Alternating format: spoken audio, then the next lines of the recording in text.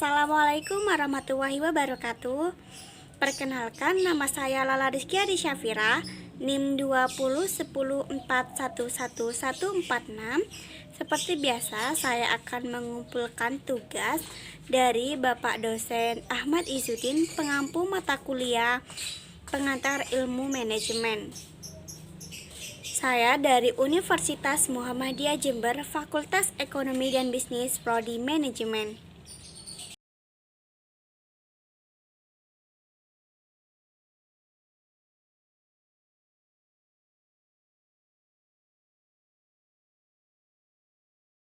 Baik, saya akan menjelaskan tentang evolusi teori ekonomi. Baik perusahaan besar ataupun kecil itu butuh seorang yang bisa mengarahkan sumber daya di bisnis tersebut sehingga bisa berjalan dengan baik. Arti penting manajemen semua organisasi tanpa memandang apakah besar atau kecil, mencari keuntungan atau laba domestik atau multinasional, atau menggunakan beberapa kombinasi dari sumber daya manusia, finansial, fisik, dan informasi untuk mencapai tujuan tersebut, dan cara untuk mengkoordinir pekerjaan tersebut yakni dengan manajemen yang bagus.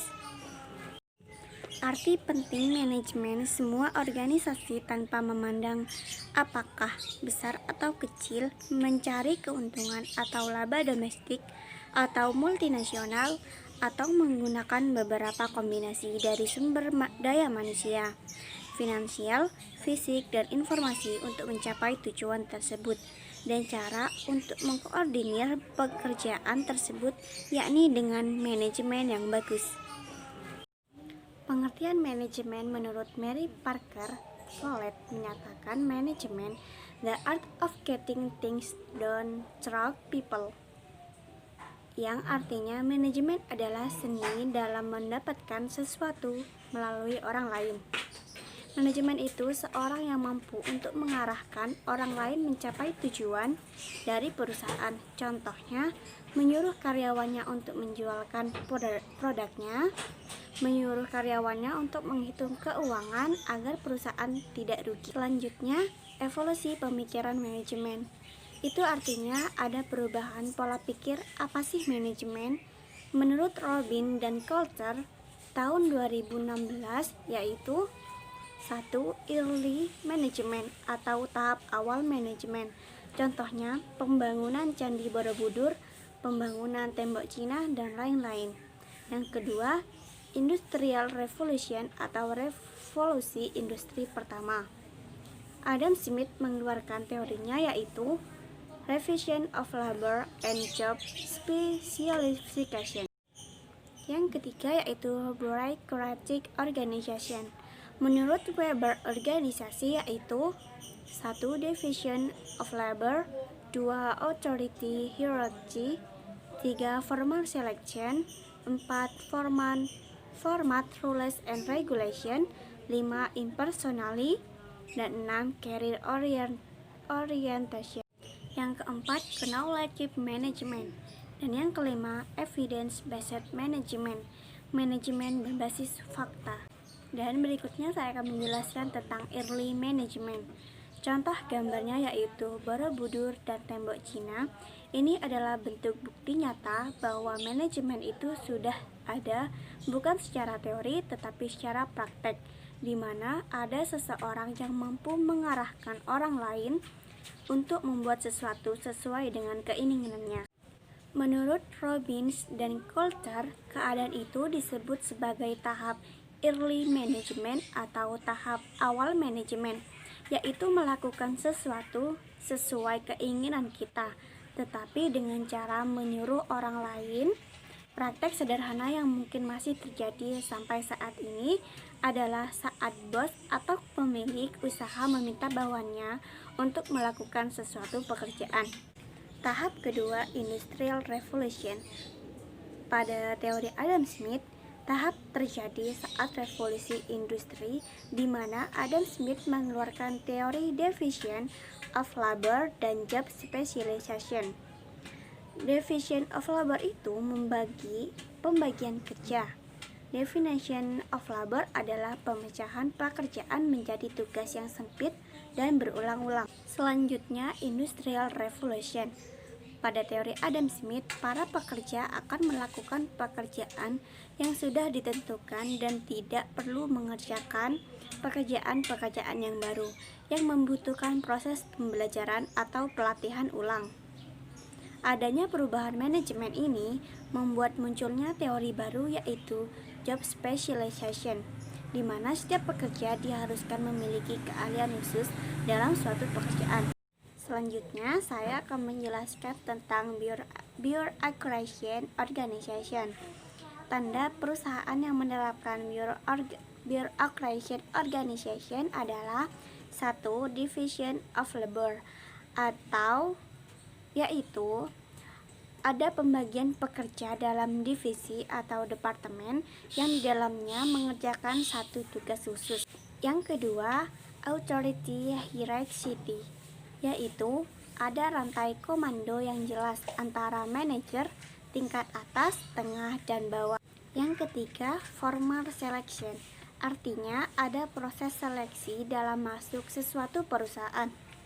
Dan yang keempat, formal rules and regulation, perusahaan sudah memiliki aturan-aturan tertulis dan SOP. Yang kelima, impersonality, yaitu perusahaan dalam menentukan pengambilan keputusan.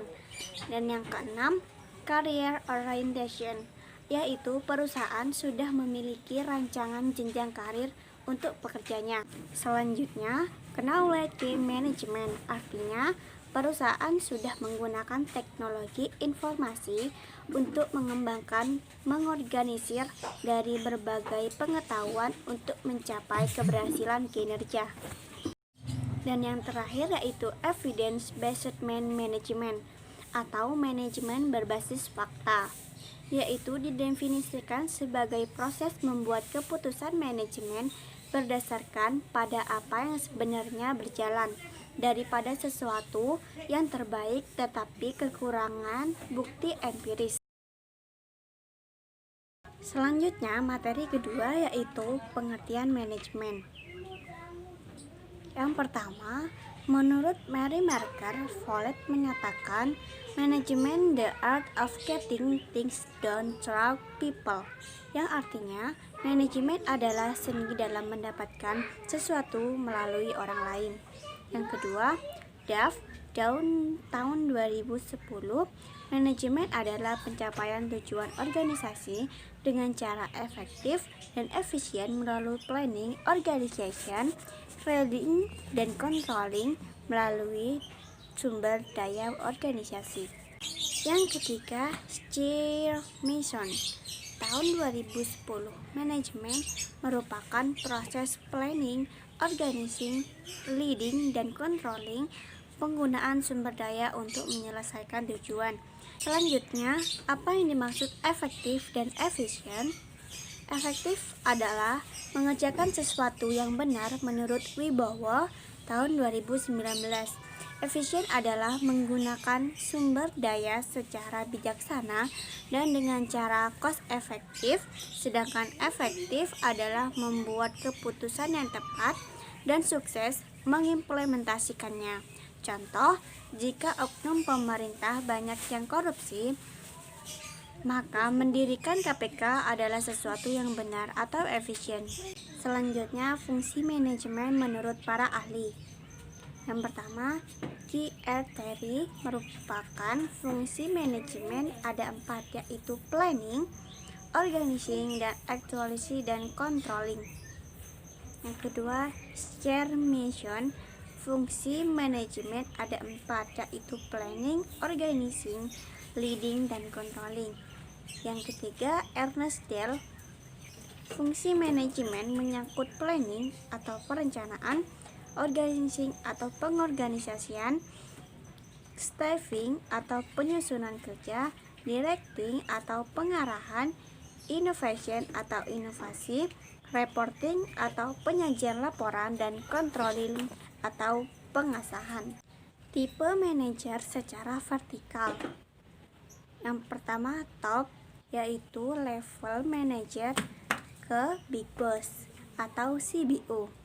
Yang kedua middle, yaitu level manager ke kepala departemen atau kepala kantor. Yang ketiga first atau level manager ke supervisor atau tingkat daerah dan ke provinsi.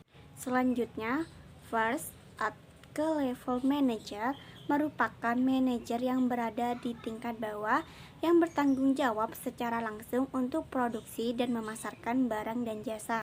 Selanjutnya middle ke level manager merupakan manajer yang berada di tingkat tengah yang bertanggung jawab atas unit bisnis dan departemen utama. Selanjutnya top manager merupakan manajer yang berada di tingkat puncak yang bertanggung jawab untuk menetapkan tujuan organisasi, mendefinisikan strategi untuk mencapai tujuan, memonitor dan membuat keputusan yang mempengaruhi seluruh organisasi. Selanjutnya, keterampilan manajerial, yaitu menurut Wibowo tahun 2019 ayat 32, conceptual skill merupakan kemampuan untuk berpikir dan mengkonceptualisasi tentang situasi yang abstrak. Yang kedua, human skill, yaitu kemampuan untuk bekerja secara individu maupun secara tim, termasuk kemampuan untuk memotivasi, memimpin, dan lain-lain.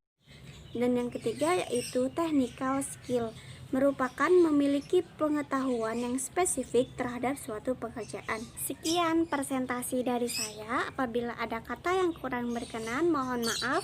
Wabillahi taufiq wal hidayah. Wassalamualaikum warahmatullahi wabarakatuh.